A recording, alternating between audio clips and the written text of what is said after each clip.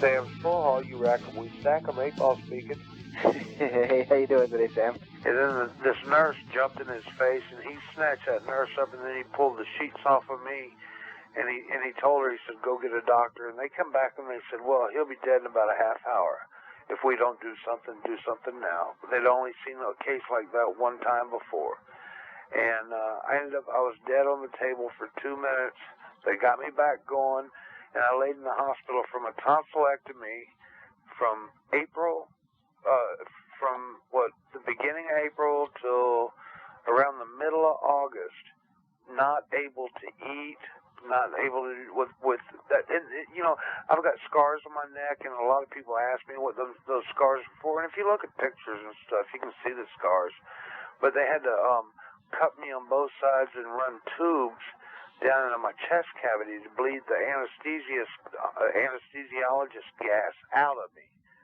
Because what happened during the surgery was they cut the back of my windpipe.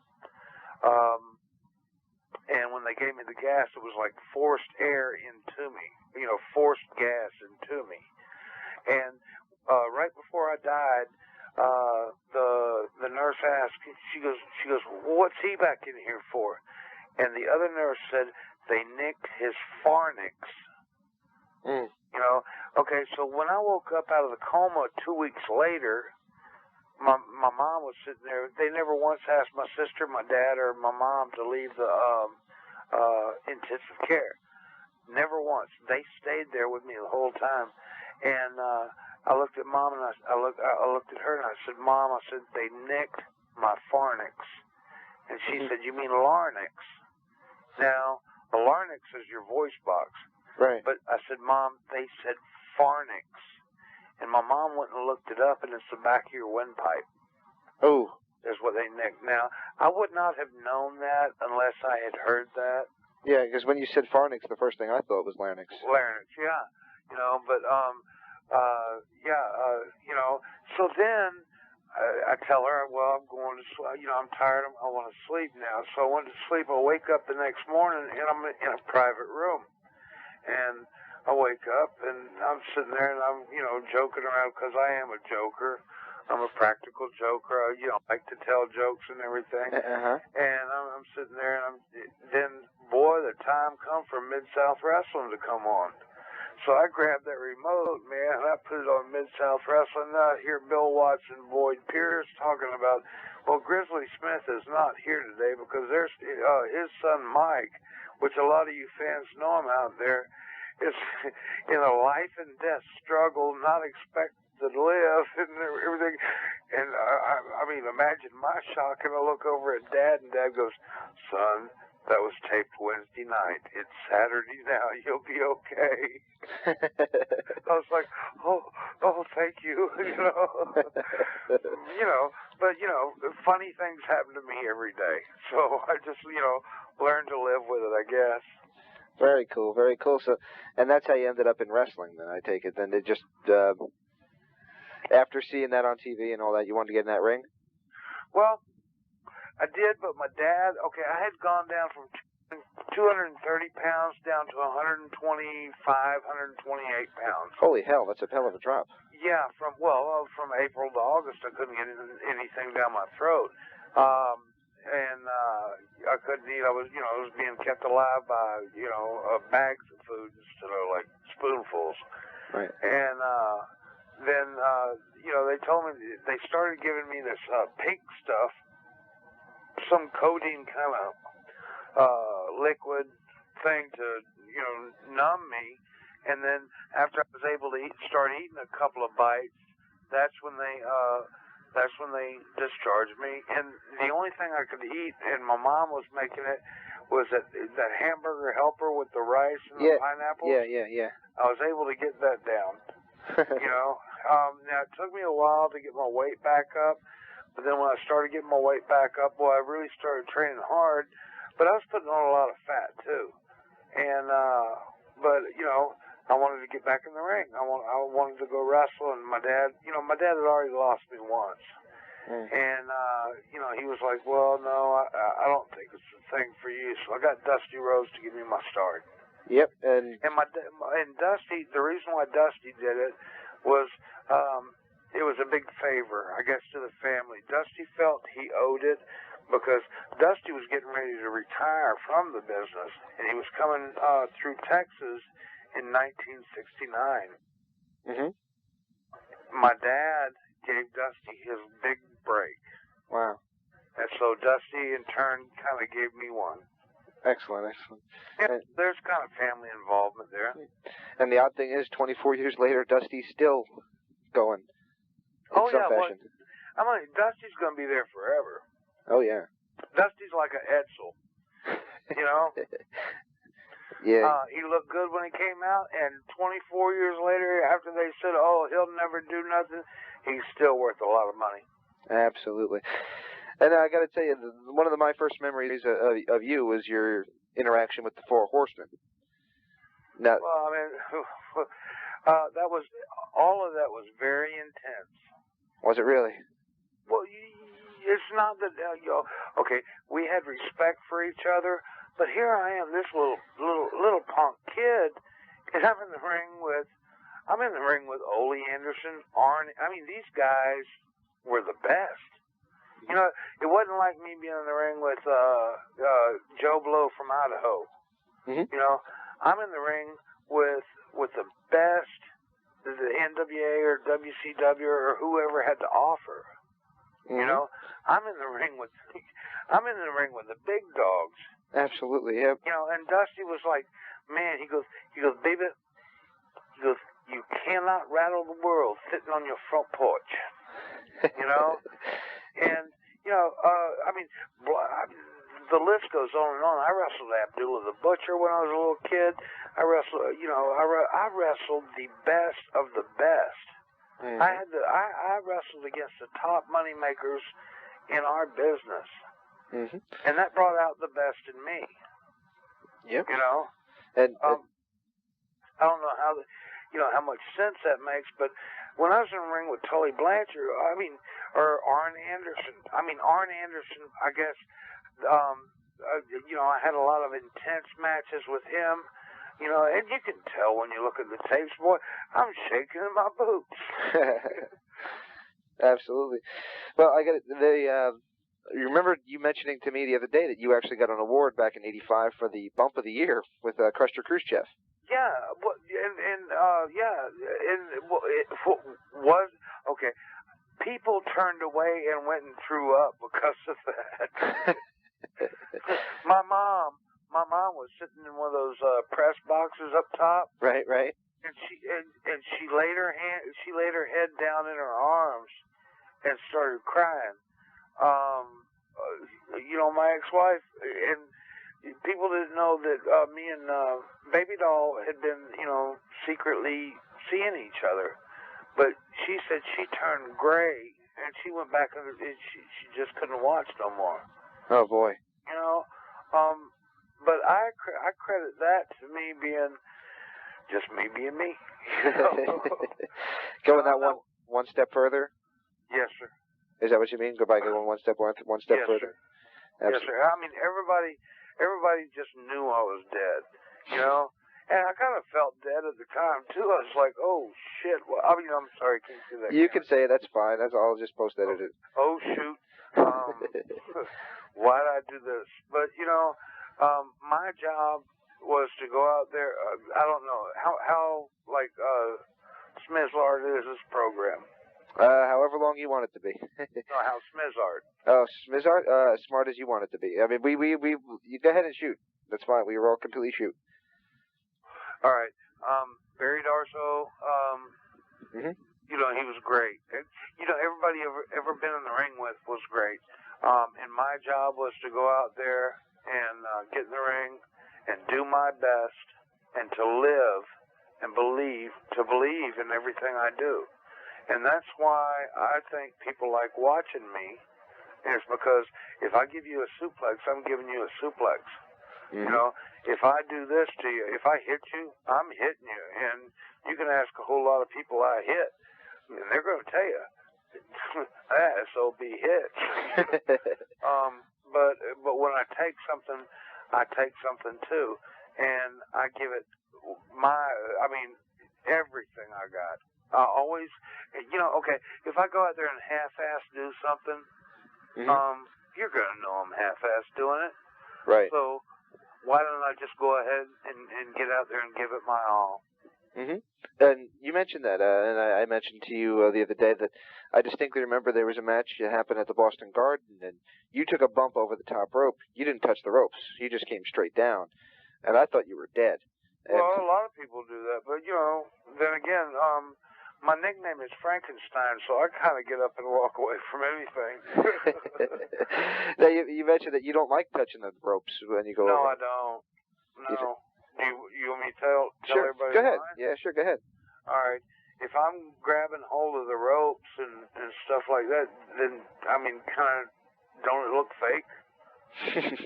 Absolutely, yeah.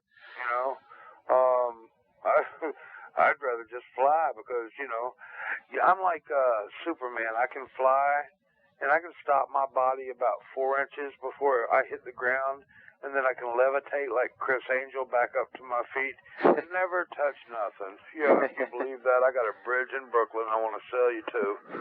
No, but when you hit hard, Absolutely. But, in the wrestling business, you got to be the best. Hector Guerrero, do you remember me telling you about that? No, I don't remember that. Hector Guerrero told me never be second best. Really? Yeah. What it was, and these two guys I love them to death, Mike Rotundo and Mike Davis, God rest his soul. Oh, my God. Mike Davis is one of my all-time faves. Absolutely. Okay. When I started in Florida, they were there. And they started like a little rib war with me, ribbing me. Yep. And Hector Guerrero pulled me aside one night, and he goes, kid, you're a second-generation wrestler. He goes, you're going to have to go through it, too. He goes, they're going to do this to try to get under your skin. He goes, how you win is never be second best. I'm going to tell you, and I hate to say that Hector Guerrero was in the car with him when I dumped that Kentucky Fried Chicken box of chicken bones and mashed potatoes and beans on top of the sunroof on their head while we were stopped by a train, but I did. I hate to tell you, they walked in the dressing room with rubbers blown up like balloons with their faces painted on them and their name, I hate to say that, but I did. I was not going to be second best. Not after Hector told me that. He said, you cannot be second best. Angelo Mosca, I love the guy to death. The last time I saw him in Toronto, he walked in the dressing room for a Vince McMahon taping to do the color commentary. And he looked at me and he started that laugh. He goes, and he come over and sat by me and he goes, we got a truce, don't we, kid? And I said, as long as you don't mess with me. Because I got him butt good. I'm not going to go into any details. You have to buy my book. Absolutely. But Rufus R. Jones, Pez Watley, Tommy Young, they all saw it happen. Even Angie's kid. And Angie's kid come back after what I did, and he goes, Sam, that was the greatest thing I've ever seen in the world. Okay, I was a little bit of a practical joker. Absolutely. Well, in wrestling, I heard that's kind of par for the course. Well, yeah, but like I said, or like Paul Ellergy said, I went that one step further. Now, I never hurt anybody. I never cost them any money. But boy, I was good. I was good at doing things. Now, what exactly led to you leaving the Crockett territory? I know you made a stopover, but eventually you ended up in the World Wrestling Federation. How did that all come to be? Okay. Honestly, truthfully. Yes, sir. All right. We got sent out to Kansas City. There was a whole bunch of us.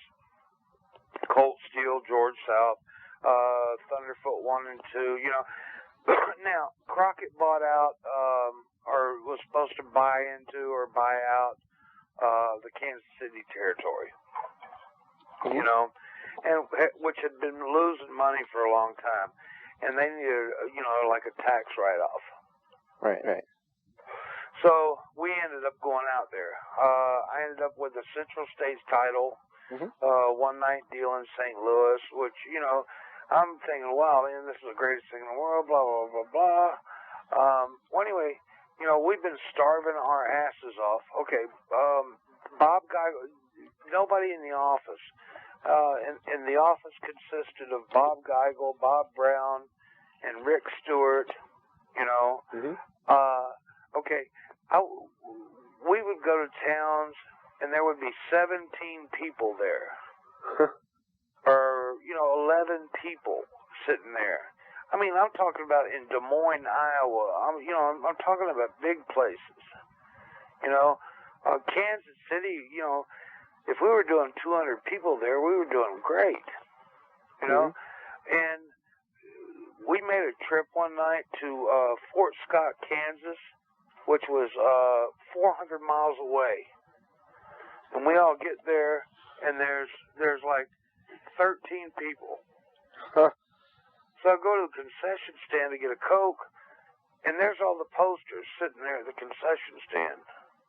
And I'm wondering, why aren't these out in the town? I'm going to ask you this question.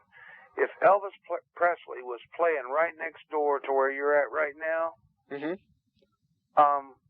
if nobody knew, would anybody go? Of course not. Absolutely right. Well, not. they didn't know we were in town. Well, then we did a show in Omaha, Nebraska. And me against the Warlord, we drew the ticket gate was over $63,000. Wow.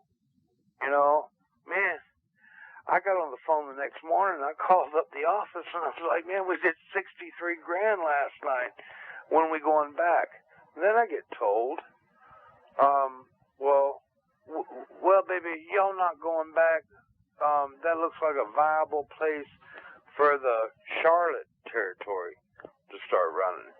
Huh. So y'all not going back. All right.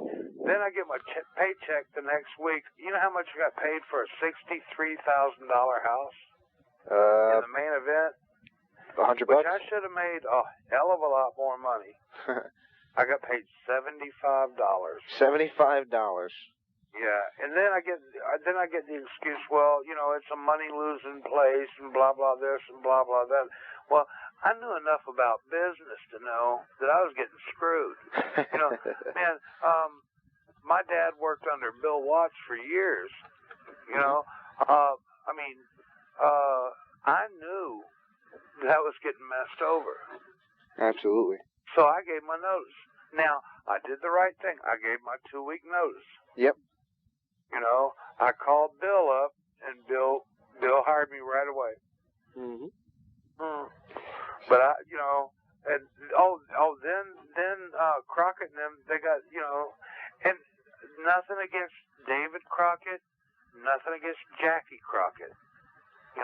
This was all Jim Crockett. Yes, sir. David and Jackie was, to me, I like them. And I really don't feel any animosity towards Jimmy. But, because Jimmy was just looking out for his business. But to insult me with $75, so I quit. Now I'm married.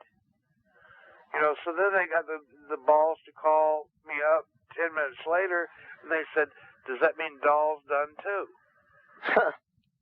And I just, I handed her the phone and said, well, you tell him, yes or no. I went to work for Bill Watts. Bill Watts, I was making my $5,000 a week. Good. And then our first show in Kansas City, and I kept telling them that old building in Kansas City, everybody's scared to go to. That's why you don't draw a house. Why is that? So we went to Kiel in Kansas City, and me against Eddie Gilbert, we did like $130-some thousand. Wow. So it wasn't the fact that I wasn't over there. It was the fact of the location. It was the fact of no parking. I mean, there were a lot of factors. Absolutely. I mean, I'm a big music buff, and a lot of the shows I go to see, there's only a couple hundred people there, and you know the band is too good to be that many people. And people say, well, I don't know why nobody came out. I'm like, well, let me ask you: did any radio station around the area promote that they were coming to town? Did any newspaper? Nobody knows they're here. That's why. So that's the same situation with the Central States. Yeah. Exactly. Well, I mean, you got to figure, especially a safe area of town. Mm-hmm. You know, if you're in the middle of some place that nobody wants to be in the first place, you ain't gonna go. Exactly. That's one of the major reasons I never went to an ECW event, because they always seem to be playing in the middle of like the ghetto. Right, but if you got to park your car, mm-hmm. if you got to park your car, mm-hmm. if you got to park your car and walk through 2 or 3 blocks of a bad section of town, right? Are you going to go? Probably not. No. You know, exactly. That's how it was with the Kansas City Auditorium. Yep. Absolutely. Now, you ended up with Vince and the WWF? Yeah, because what happened was Jim Crockett bought Bill Watts out. Mm-hmm. All right, and then Eddie Gilbert called me in the office, and he said, okay, when Jim Crockett bought it out, Crockett comes in at a TV tape and he says, oh, nobody's going to lose their job. You know? Yep. Then Eddie calls me up he goes, meet me at Billy Bob's at noon. So I walk into Billy Bob's, and he goes, sit down, and I sit down, and he got off the phone, and he says, he goes, well, and I said, well, I said, I lost my job. He goes, yeah. And he goes, he wants everybody but you. Kind of holding a grudge there, huh? Yeah. Absolutely. Well, I mean, so I made a phone call, went to Vince. Then I went ahead and I worked out my notice there. Mm-hmm. I worked out my notice for everybody. I worked out my notice there. And really, everybody hated to see me go. And I hated to go, too. Mm-hmm. But I went to work for Vince. Now, a lot of people remember you best from there, probably because they still are running your matches here and there on the 24/7. Right. Well, they run my WCW matches too. Mm-hmm. Yes, sir. So that was probably a good move, though, ultimately. And how was it to work at the under the same umbrella that your half brother Jake was under? How did you guys get along there? Oh, we got along great. Mm-hmm. We had no problems. Did you? Was there ever any idea to mention the fact that you guys were related? I don't think so, no, because, he was Jake the Snake, I was Sam Houston. We were, different entities, I guess. We weren't, it wasn't like a brother thing. Mm-hmm. Yeah. The only thing that, and I think the only thing that ever happened was probably when he was doing the thing with Rick Martel. Yeah.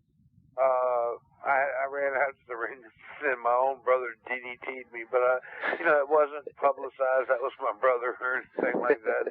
He's freaking blind, and I run out to save his ass, and boy, Rick Martel runs like a dog, and then I turn around, touch him on the arm, and get DDT'd.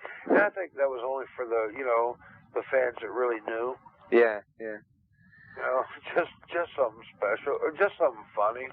Like one of them ha-ha things. Exactly, right. Now, you were picking up some steam there, and people really seemed to be getting behind you, but it seemed like they never went the distance with your character. What ended up you deciding to leave there?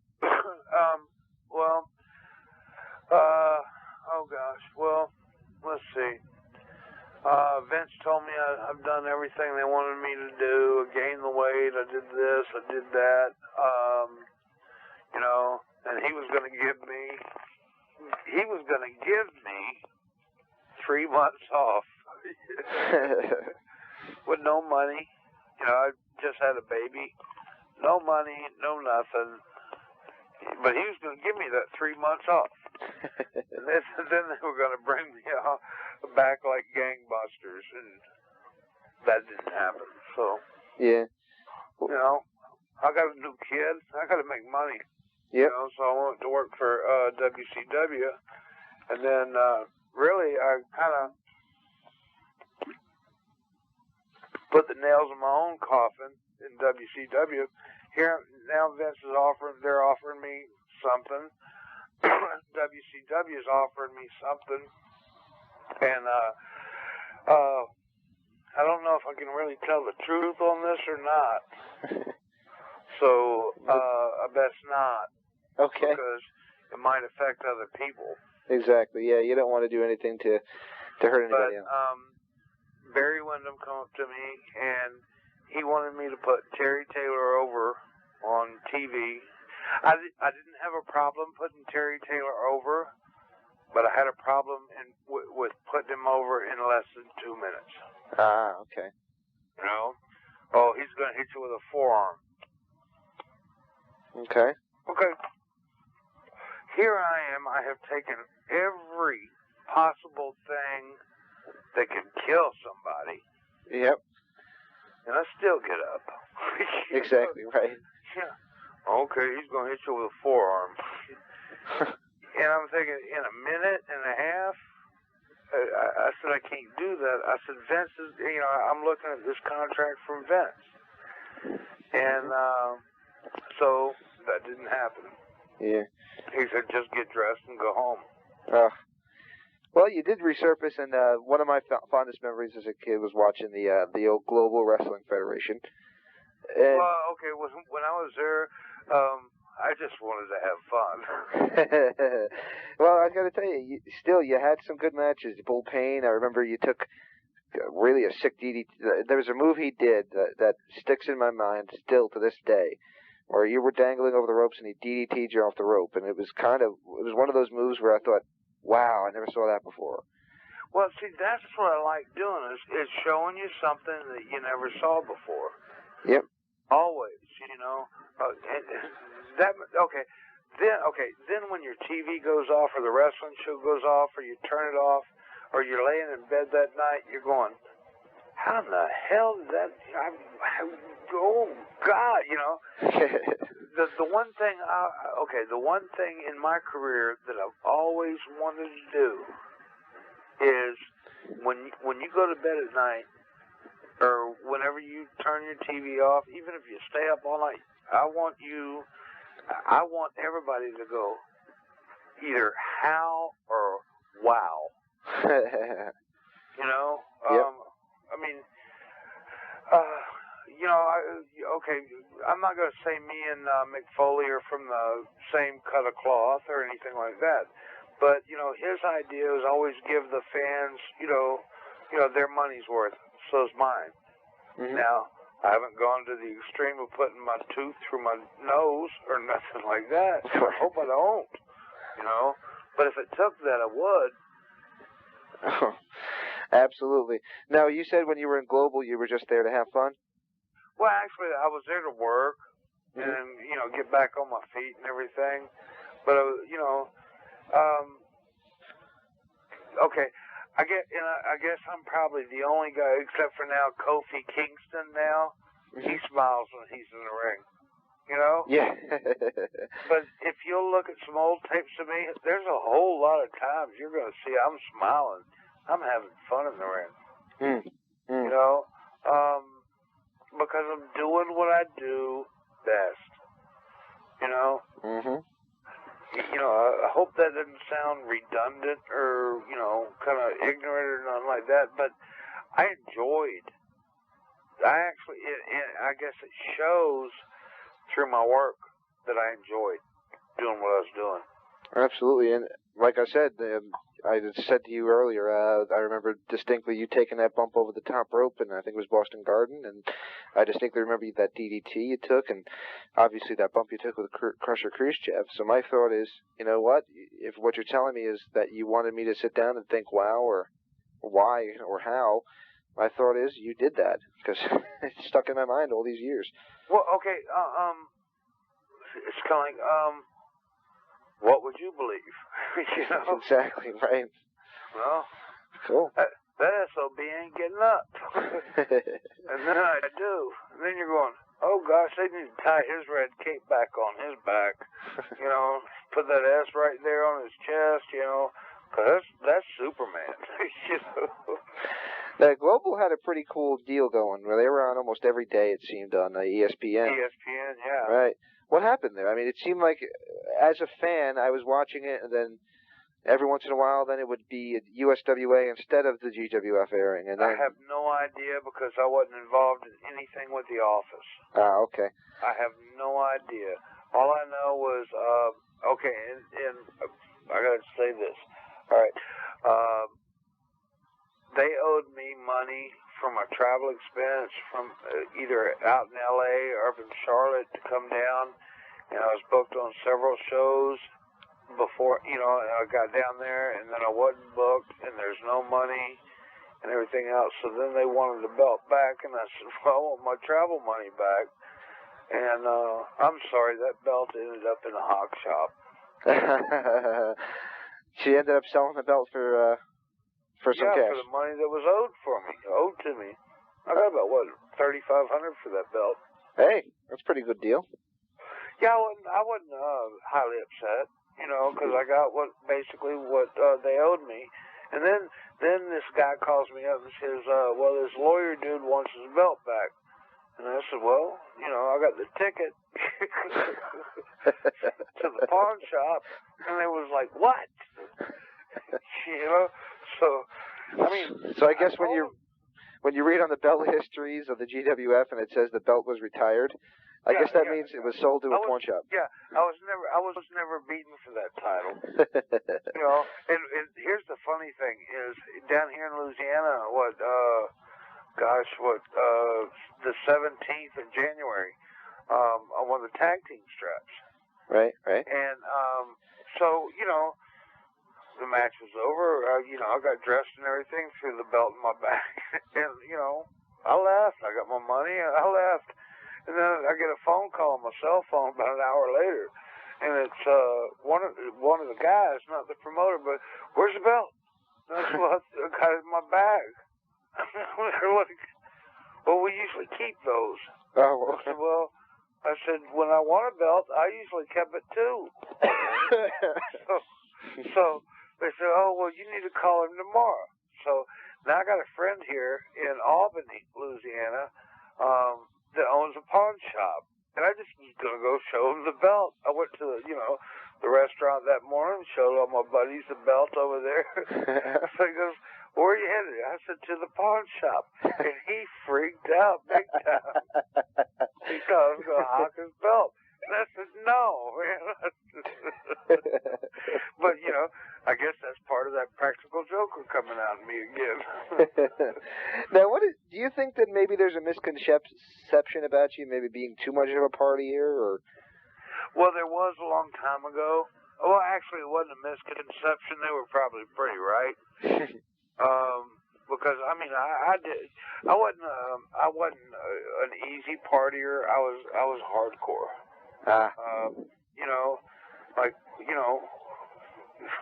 And I don't know why this is. Like I like to listen to David Allen Coe. I like, So to me, the party ain't over until the fifth is gone, or the 2/5 are gone, or sometimes the 3/5. I haven't made it through 4/5, but have made it through 3 several days. And I'm an alcoholic, and I have no problem, saying that. Mm-hmm. But I've been seeking help for the past, I guess, few years. Mm-hmm. This week I start with an anti-abuse clinic. Mm-hmm. And really, with all the drugs I ever did and everything, mm-hmm. I was always able to put them down and walk away. Mm-hmm. The alcohol bottle was the hardest for me, or is the hardest for me, because, anytime I hurt inside or on the outside, that's what it turned to. Oh. And that addiction is the beast. You know? Yep. And that's what everybody needs to know, that, you know, this addiction is this 9-foot-tall, pussy. Okay, you ever seen a dog got hit by a car on the road? Unfortunately, yes. Right, and pus pouring out the wounds and everything, and scabs trying to, you know, come over. That's what your addiction is. You know, it's this big, hairy, ugly, nasty beast. And he wants to come in there and just, you know, put it up your hind end. You know, he wants to, you know, mess your children over in front of you and everything. And you're the idiot that says, come on in and do it. You know, and he wants to take everything you got, you know, and screw you over again. I'm trying to say this in nice ways. Exactly, right. But he wants to screw, and that's what alcohol is to me. You know, and you got to get to a place where you just hate that. And that's where I'm trying to get. And I think the antabuse is probably going to help me. And you're starting that this week, you say? Yeah, well, actually, tomorrow. Oh, excellent. Well, we wish you the best of luck with it, absolutely. Well, thank you. Oh, gosh. My ceiling fan hung it too low, and it just whopped me in the head. Sorry, I've done that before. Yeah, but I'm 6'3", you know, and I've got one of them ceiling fans with that little arm to it. Yeah. If I had cathedral ceilings, I'd be okay, but gosh, and I hung it right over the bed. Oh. Are you okay? Yeah, I'm all right. But You're not juicing or anything, are you? no, but it's just like, oh shit, I did it again. All right. Well, what happened after Global? Because you mentioned that you kept wrestling and everything, and I know that you did a lot of shows around towns, and I heard about your wrestling, but it seemed like you never made it back to the big dance. Do you think you just shot yourself in the foot with people, or? Well, no, no, because over in Japan, over in New Guinea, you know, places like that, you know, I guess, you know, I don't know, it's just getting famous again. It's kind of like Wayne Newton, you know. No, I'm kidding about Wayne Newton. Like that guy, I met him twice.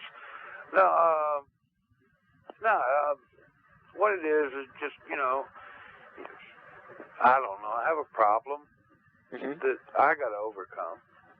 Absolutely. You know, nobody can do it for me. It's one of those things I got to do. How is your relationship these days with Baby Doll? Great right now. Good. You know, great. Of course,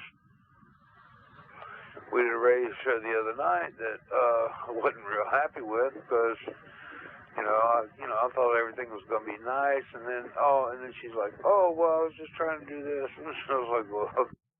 Right, that's right. We've talked since then, so everything's cool. Yeah, I just spoke to her back probably last September, or maybe it was actually 2007. She had nothing but nice things to say about you, so I guess you guys are. That's good to hear. And how about how's Rockin' Robin doing? Your sister? She's always gonna be rocking to the treetops, you know. Nah, that's my kid sister. I love her to death. She's doing good. You know, she's doing good.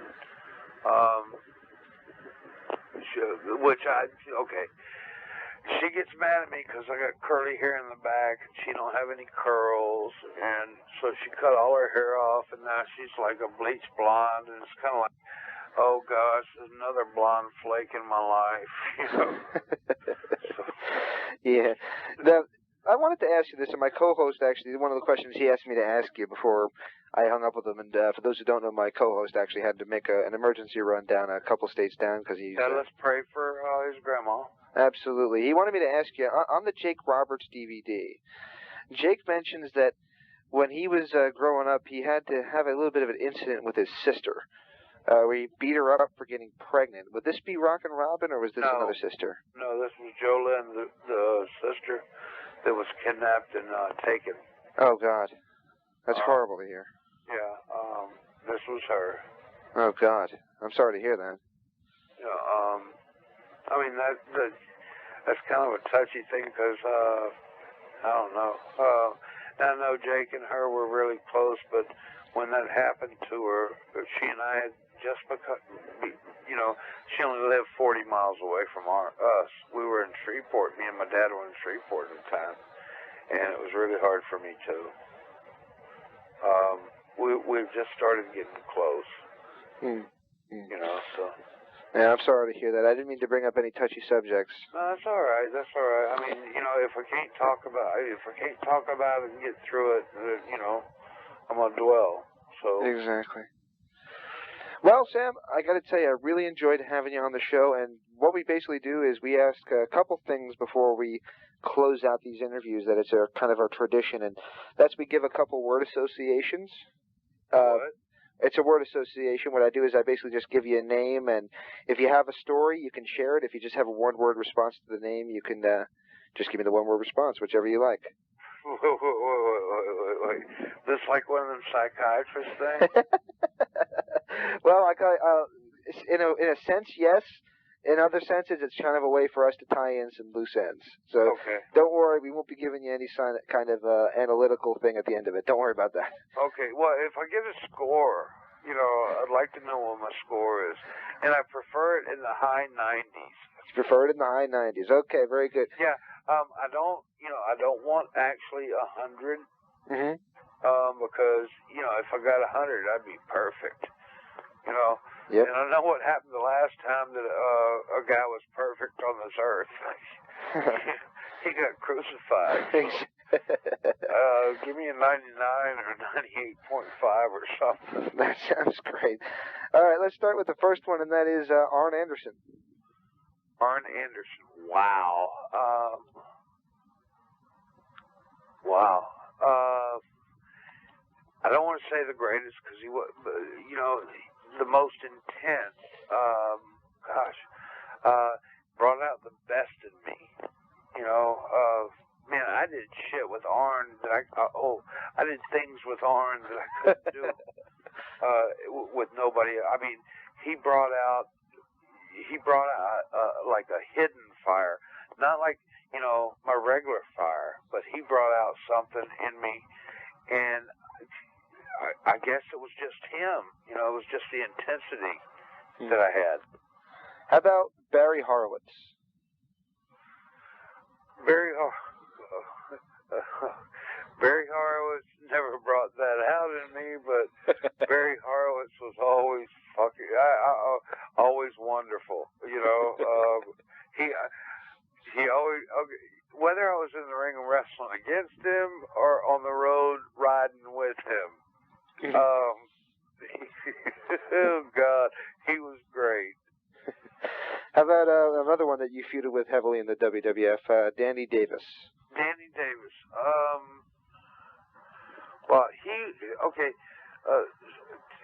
You had to be strategically involved with him. Mm-hmm. I mean, I don't know. It was like a chess game with Danny.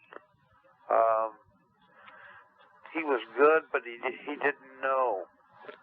Mm-hmm. He always had to have Jimmy Hart. He always had to have somebody like coaching him.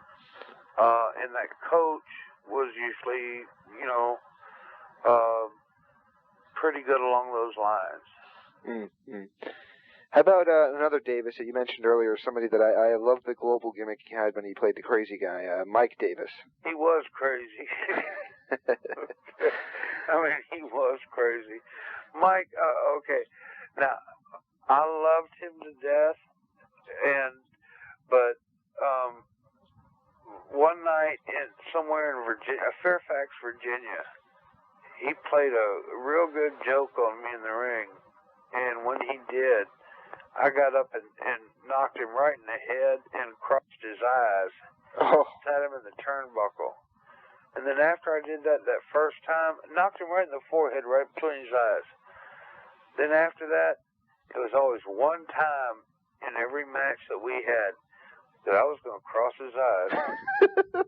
And I did. Then he decided back in Global that he'd rather be my tag team partner because I think he got scared at the thought of seeing three of me instead of just one. a story that he got into a fist fight backstage at Global towards the end of it, and they discovered, somehow in this fist fight, they discovered that at the bottom of the fry pit, there was a rat that apparently had been there for about 20 years. Have you heard about that? No. This was Black Bart told me, that apparently the old fryer back at the Global, back at the Sportatorium, that apparently in a fight with Mike Davis, they discovered that there was a rat down in the fryer, which was not very good for the health regulations. Yeah, well, the French fries and the corn dogs wouldn't have been that good then. Exactly. Oh man, since I mentioned him, I know you wrestled him, and he actually took a belt from you. How about Black Bart? Black Bart. Oh gosh. Well, I think I told you the other day. There's several states that we're not allowed to wrestle. Why is that? Each other, huh? Why is that? Because the State Athletic Commission tried to stop Texas death matches. You can't stop at Texas death matches. And they tried to jump in on us. Our matches were so brutal, so involved, and so real. But I have nothing but the highest respect for Black Bart. Mm-hmm. But our matches were just, the Road Warriors, Ric Flair, Dusty, nobody could follow what we did when we were in the ring. And the State Athletic Commission tried to stop our matches in Maryland, Pennsylvania, and a couple other states. So we're not allowed to wrestle there no more because they bodily tried to stop our matches. So we beat them up too. There you go. How about the guy I said I remember you wrestling a lot, Bull Payne?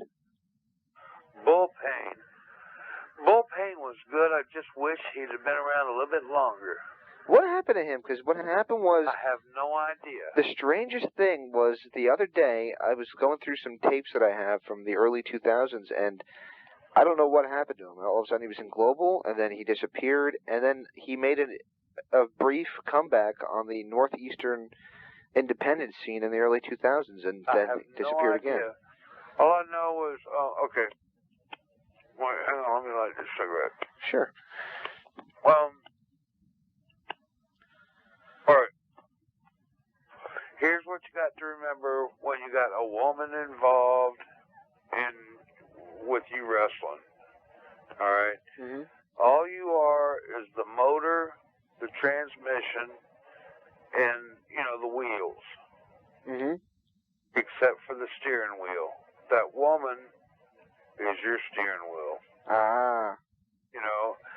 I have no idea what happened. I mean, I would have loved to had him a whole lot more times, or a few more times. Mm-hmm. But it just didn't happen. And I don't know why. Mm-hmm. But I think it was. I don't know. I mean, he was formidable, and he was awesome.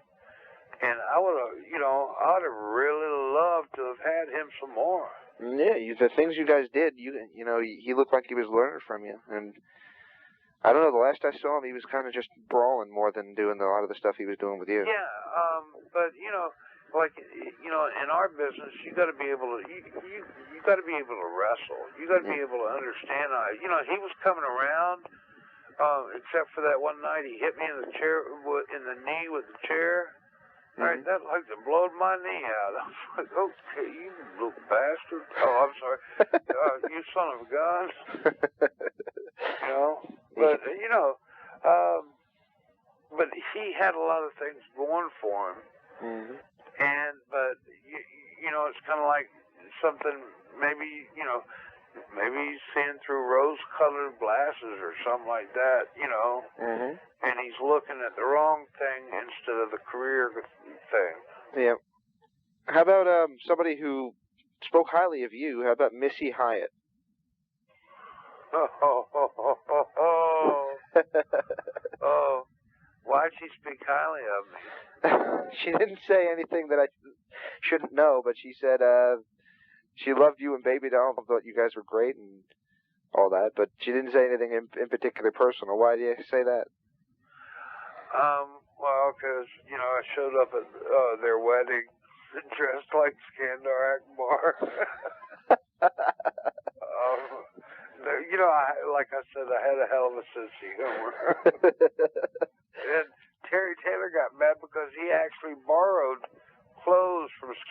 snack bar to be at the wedding. And, no. I gotta tell you something about Missy. I've known Missy for a while. And one of the first times I saw her, I was sitting with. I wasn't allowed to be. I wasn't of age. Mm-hmm. But I was in the Charlotte territory, and all of a sudden here comes this like hot blonde asking me to dance.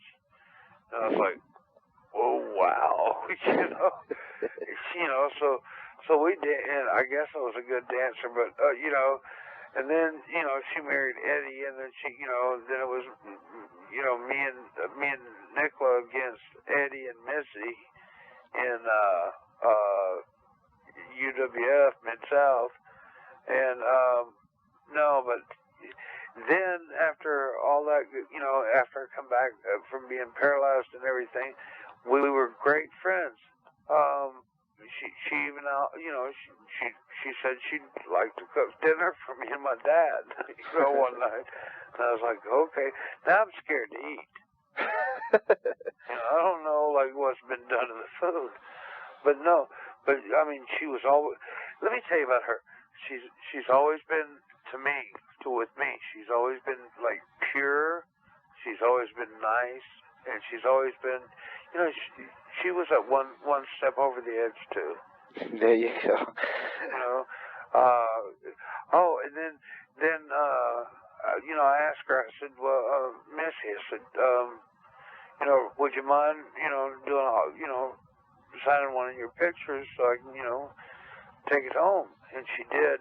And then my girlfriend at the time, tore her picture. And I was like, what? When was what era was this when she signed it for you? Oh gosh, this was back in the late actually it was the early 90s. Oh, there you go. Yeah. And she's like, why you got to pick? I ain't good enough. And I was like, no. I said, this is a friend. I mean, she didn't tear my David Allen Coe picture up. Why you tearing my Missy Hyatt picture up? Well, she's wearing her panties and bra and blah, blah, blah, blah, in her stockings. And I said, well, that's Missy. She looks good,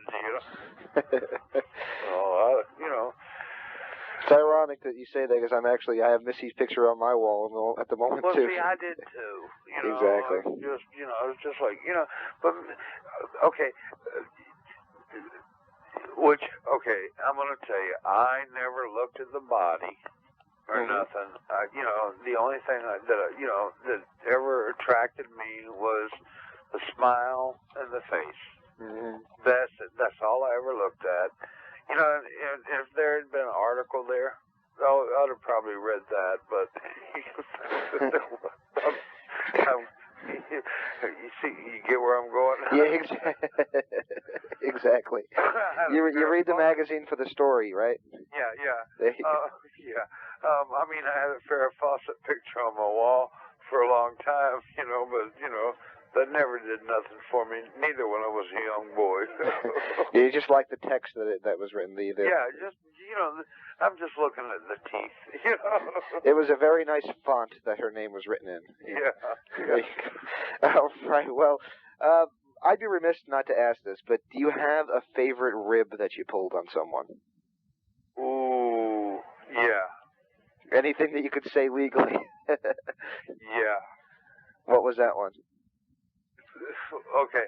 Now, I pulled a whole lot. This has nothing to do with eyebrow shavings. This has nothing. Okay, there's two of them. Can I tell you both of them? Sure, go for it. Let's hear them.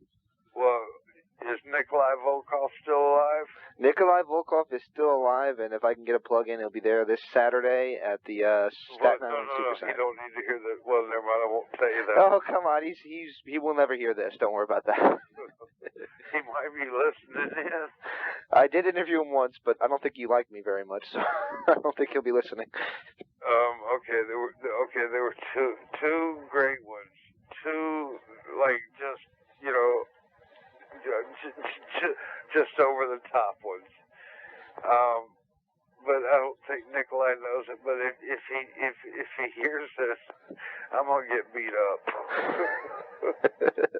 All right. Ready? Yeah, let's hear it. I'm going to tell you the old one first. Sure. You're going to have to pay me $5,000 for that one. No, if I get beat up, you're really going to have to pay for my doctor bills. All right, you got a deal. All right. One night, we pulled up at the hotel around the same time, and it was like a Red Roof Inn. I can't tell you everything that was going on, but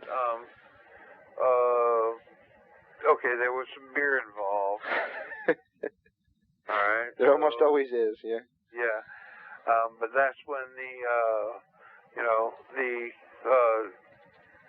other stuff wasn't highly, illegal or nothing. Right. So anyway, we pull up, and I'm getting my bags out of my car, getting ready to go in my room, and he gets his bags out. And he goes, Sam, what you doing? And I said, well, I'm going in my room, And he said, why don't you come down here? Man, I got some killer. Yep, I got you. So I was like, okay. And I said, I got a case of beer. He said, well, bring it down. So I throw my shit in my room, and I walk down to his room, and we're drinking some beers and everything, having a good time. So we start laughing and everything. And finally he goes, we got the Monte hour, we got hungry. Yep. So he goes, look, why don't you call Domino's Pizza and order some food? He goes, I got to wash my gear out. So I grab his phone, and I called Domino's Pizza. That's wrestler food late at night. Yep. So he's washing his stuff. Now, he can't hear what I'm saying because the sink's going. Uh-huh. Okay. Yeah. So the guy goes, Domino's Pizza, how can I help you? Right. And I said, let me tell you something, you nothing happening puke. I said, do you know who I am? I'm Kurt Hennig, Mr. Perfect. Have you ever heard of me, you nothing happening? Yes, sir. I'm going to tell you what I want. And boy, I just laid it on the thing. I want 2 pizzas, 2 full plate pizzas, blah, blah, blah, blah, blah. And they better be here in less than 30 minutes, or I'm kicking the crap out of your driver, you pencil neck geek. Do you understand? Your girlfriend dreams of me at night when you're on top of her, right? And I just really laid it on. Yeah. I was a real jerk. And it was kind of fun. So, I really got off into it. Like, well, look, do you make sure, I'll come down there myself, and I'll put my boot up your, I was really an asshole. It was funny because on the phone I was Kurt Hennig. So, like, 20 minutes later, now he's washed his shit out, and we sat there, and, we smoked a cigarette. Yeah, that's what it was. Yep, there you go. And we drank a couple more beers, and Domino's, they knock on the door. So he gets some pizzas and everything, and he sets mine down in front of me, and he sets his down in front of me. We're both sitting there at the little round table in the hotel room, and we both open our pizza boxes up, and I pull that piece of pizza out, and he does his, and he starts going, and starts really chowing down on his. Right. And I was getting ready to bite into mine, and then I started thinking, ooh, with all that mean stuff I said to that guy on that, I better not eat this. So I put it back down. And he was like, what's wrong, Sam? And I said, I really ain't that hungry no more. I said, I just want to ride the buzz out. So he ate all of his pizza and half of mine, because I just knew somebody spit, hocked a loogie, peed, whatever on our pizzas. Now I laughed I probably laughed on that for about 2 weeks. you know, I'm really sorry that he had to eat loogies, but better him than you, though, right? Better him than you, though, right? Yeah, no, but Kurt was a great friend. I mean, Kurt was a great friend, and we had some phenomenal matches together. But I never did tell him about that, so because I figured if he didn't get even, somebody else in his family would. There you go. Yep. Now, the other one. Now, this is kind of, funny too. Boston Garden. Mm-hmm. Nikolai Volkoff's getting ready to go to the ring, and he's trying to get his flag hooked up on his flagpole and everything. And I'm pacing through the dressing room. I mean, the hallway, and I see this. So I pop down in the dressing room, and I get a piece of toilet paper about, I don't know, 3.5 feet long. And I take a Band-Aid, and then I walk behind Nikolai, and I tap him right above his trunks. I said, "Good luck out there, Nikolai." And he looks at me, because I'd never done anything like that. Nikolai looks at me and goes, "Thanks, Sam." He's looking at me. So he goes out there, and and he was wrestling Jim Powers that night. I forget who the referee was. So then, Nikolai goes to the ring, and, his big thing was singing the Russian national anthem. Well, he walks out of the ring, and instead of everybody yelling USA, USA, and booing the hell out of him, they're laughing. And Howard Finkel goes, "Would you please stand while Nikolai Volkoff?" And Howard's chuckling, sings the Russian national anthem. And he starts off, and the people are rolling in the seats, because he's got a 3.5-foot trail of toilet paper coming out the back of his trunk. So they're rolling, and Jim Powers sees it. He's in the corner holding his side.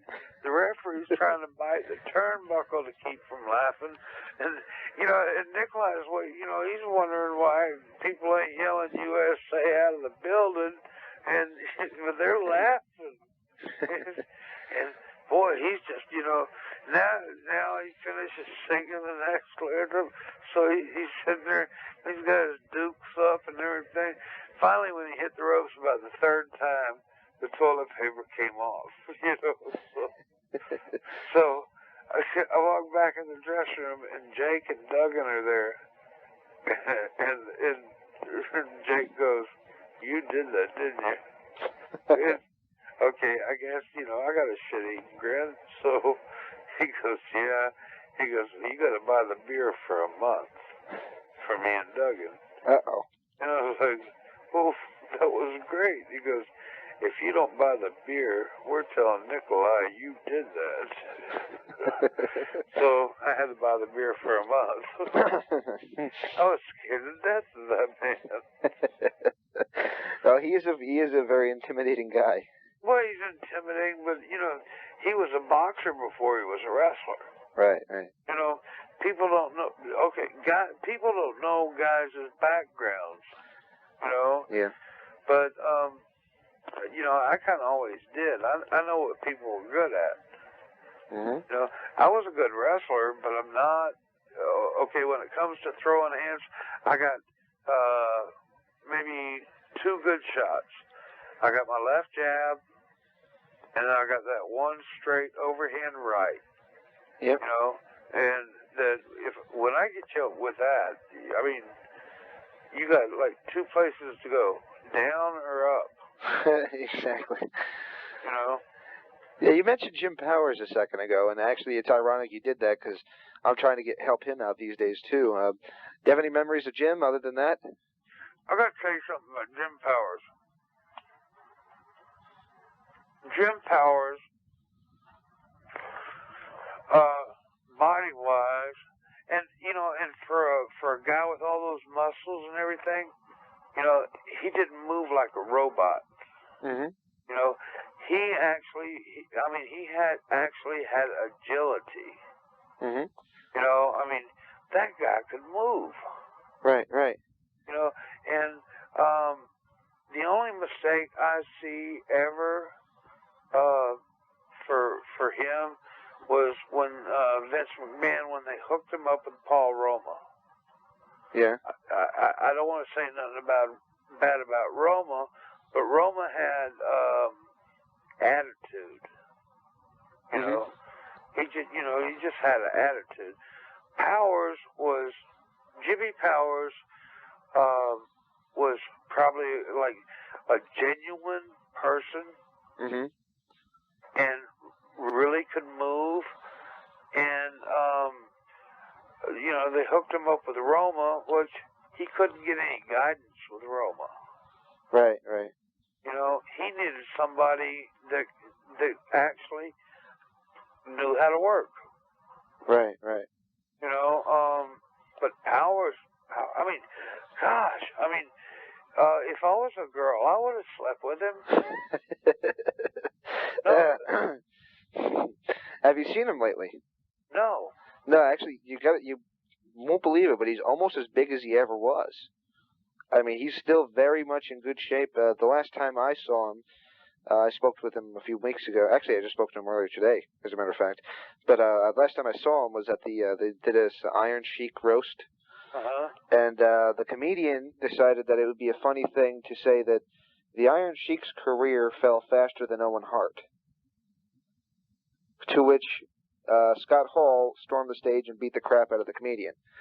And Jim Powers was the guy trying to pull Scott Hall off the comedian.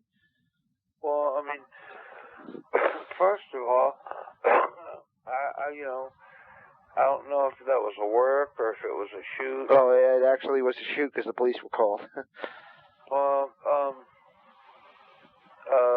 I know Cos. You know, Cosgrove, Iron Sheik. Yep. You know, and things like that should not happen. Yeah, yeah. No, it wasn't Sheik who said it. It was a comedian who was roasting him at the time. Right. But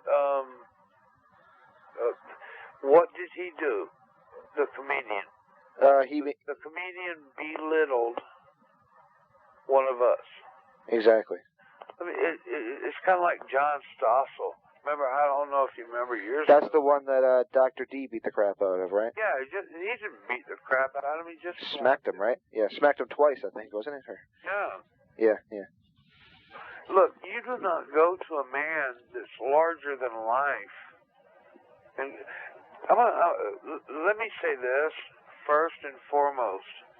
When I get in the ring to work, nothing I do in the ring is fake. Everything I do, I believe in. As long as I believe in myself, what I'm doing, you know, I'm doing it. Okay? I cannot stop my body 4 inches from hitting the mat and levitate like Chris Angel and not get hurt. You know, and then somebody tells me what I'm doing is fake. Okay, when I snatch somebody's arm, I snatch somebody's arm. You know, now to the degree of pain. Now, yes, I can break your damn arm, or I can make you wince in pain. Right. Do you see what I'm saying? Exactly. Right. All right. That's all up to the individual doing it. Now, I've been in the ring. I've been in the ring with guys that, you know, power slam me the wrong way to where it come down legs first. But I've always been lucky because I was always that drunk in the car wreck, being able to limber myself up. Right. You know, but I could have been hurt. And hell yeah, I was paralyzed. But yeah, it's learning to be able to take care of yourself, because a lot of times that other guy ain't looking at taking care of yourself, or like taking care of you. A lot of times he'd rather just go ahead and hurt you if he can. Right. It's up to me to make sure my body's okay. You know, so like if just for an example. If I was within 2 arm lengths of you and you asked me a dumb question, I'm going to snatch you I'm going to grab you. I'm going to put you to sleep. I'm going to put you out. I'm not gonna like beat you up with my fist or anything like that, but I'm gonna put you through enough pain to where when you do come around, you're gonna go, I never want that to happen to me again. Because I'm not a fake person. Right. Everything I do in the ring is real. Mm-hmm. Let me ask you this. If I picked you up, even if you were in the ring, mm-hmm. right? Now, ring's got a little bit of give. Right, right. I'm 6'3". Right. If I pick your body up, how tall are you? 5'8". So you got to figure your body's going to be what? All in all, probably 11 feet in the air. Yep. If I pick you up and suplex you, or if I snap suplex you, and you probably be, what, instead of 11 feet in the air, you might be like 9.5 feet in the air. Right, right. And if I throw my weight into it, when you land, let me ask you this. Are you going to get right back up? No, I'm going to be sucking air for a little while. Right. You know? So, is what I just did to you fake? Absolutely not. Now, if you're sucking air for a little bit, can't I just hook you, hurt you, and have my way with you? I'm not saying make you my woman, but I mean, if I wanted to, I could. Does that make sense? It does, absolutely. Yep. You know? Well, I'll tell you what. I've managed to make it through most of the interview without being snatched and suplexed. So I must be you haven't done it face to face with me yet. Okay. Well, I'll have to look forward to that. But this is the last question I have for you, and it's something that kind of bothers me as a wrestling fan, and maybe it bothers you because you're up on what's going on and everything, and I'm sure you knew about or heard about what happened about Chris Benoit a few years ago. Right. Right. Now, the media, you being a wrestler of that time period where the media seemed to focus on, look, these guys are dropping like flies, and, wrestling's bad, wrestling's evil, and Benoit was a sociopath because accidentally he hurt somebody in the ring, and this, that, and the other thing. And from your perspective as a wrestler, what was your honest opinion of the way that the media made wrestling its bastard child? How do I feel like the media did it? Yeah, how do you feel about the way the media I think they overstepped their boundaries. Mm-hmm. I don't think they knew Benoit as a person. I'm not gonna. Okay, I've heard conflicting reports on different things. I've heard that even though there was a whole lot of wine bottles found around him, mm-hmm. But his toxicology report said there was no liquor in his system. Right, right. Oh gosh, I'm not gonna point the finger at anybody, but I think something else was involved, or someone else was involved, and it's not here. Well. Actually, on my part, it would be hearsay because I heard from different people other threats that were made. Mm-hmm. I don't think as much respect for this business as Chris Benoit had, I don't think he was behind it. You don't think Benoit was responsible? No. Really? See, that's actually a school of thought that a lot of people do have. That they don't know. I mean, I don't know. Nobody really knows, and I guess we never really will know, will we? The truth is out there, like what they say on the X-Files. Yep.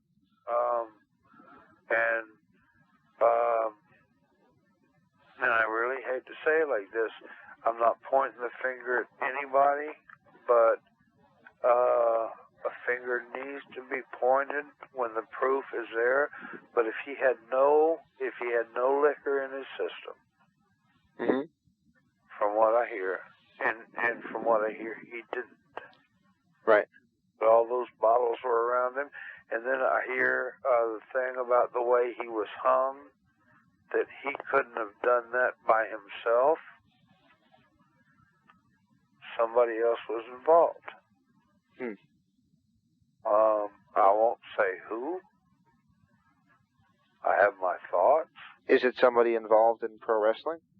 I would think so. Interesting. But you know, in our business, there's a lot of jealousy. Hell, me and Charlie Norris, when we started working together, I mean, there was so much jealousy involved. You know, in us, because you know, this team had to. You know, this team in Dallas had to have the belts. You know, even though Charlie and I were the ones drawing the crowds, this team had to have the belts because one of them's the owner. You know, and then it came to a point to where me and Charlie's supposed to work with them, and then the way they figured it out was, oh well, one of them's going to show up on a pair of crutches and say you got a broke hip. You know, and the people are yelling, "Give the Renegades the belts." You know, everybody in Texas knows who was drawing the crowds. You know, absolutely. But there was a genuine brothership with Charlie Norris and myself. There always has been, and there always will be. I talked to Charlie yesterday. Good. Yeah. How's he doing? He's doing good? He's doing good. He's got bulging disc in his back, and but I told him, I said, dude, all I need you to do is like be my tag team partner. I said, you can stand there and just give the big boot, you know. And I said, I'll get in the ring and do all the work, you know. And I guess, you know, anybody who's ever watched me or whatever knows I can do that. Absolutely. You know, but as far as Benoit, you know, there was jealousy. There's jealousy everywhere.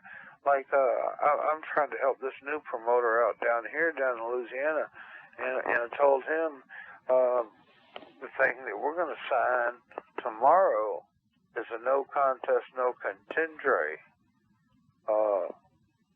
deal.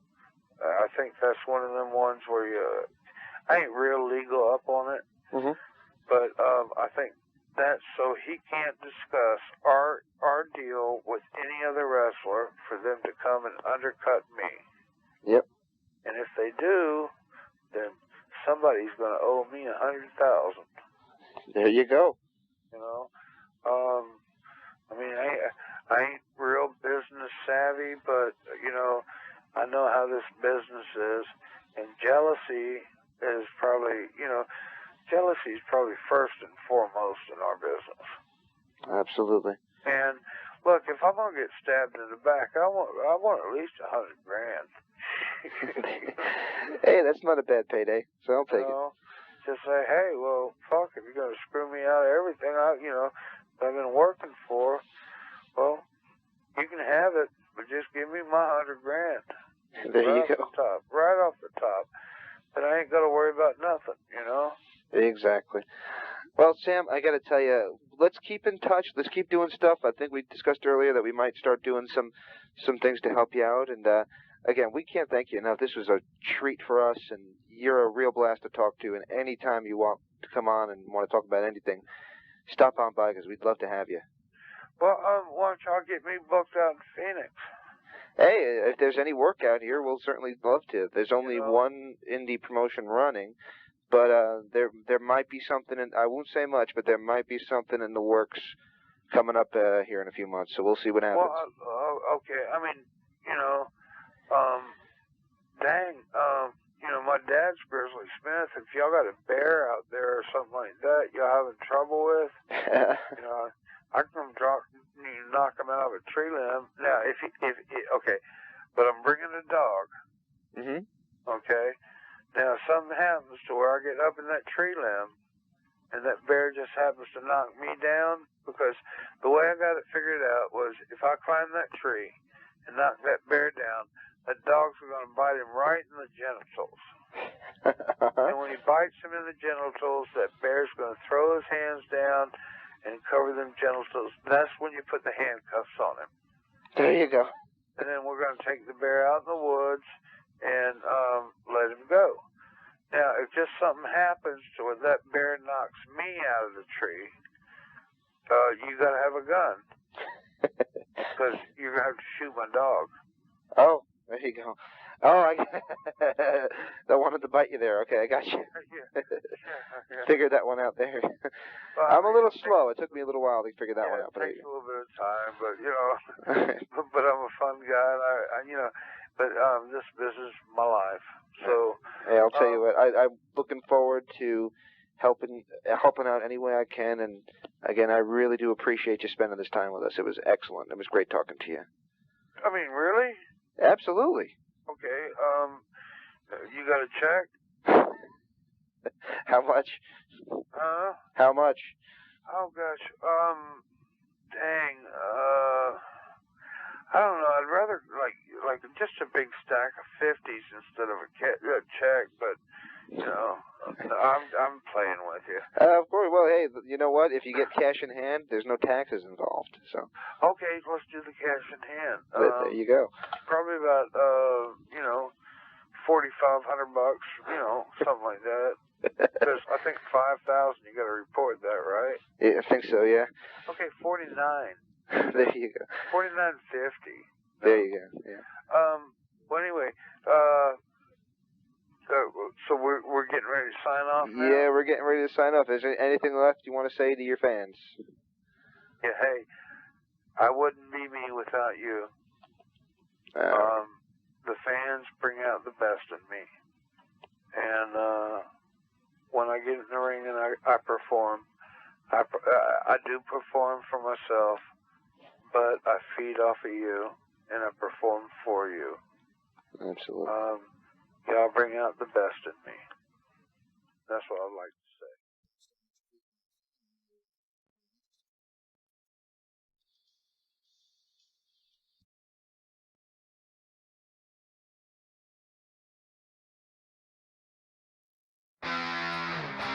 Hey guys, my name is James Walsh, and you are listening to the Wrestling Epicenter here on YouTube. I want to thank you for finding us. Please do me a favor and click that subscribe button and the notifications bell. If you get the chance on this video, click the like button. If you do, it'll turn blue. Check it out. Also, check out WrestlingEpicenter.com for all this great content available in MP3 format, our online store that'll keep us going free and clear, daily news updates, as well as all the information from the history of professional wrestling you could possibly ever want. Check out WrestlingEpicenter.com online right now. Without any delay, let's get to your interview here on the Wrestling Epicenter.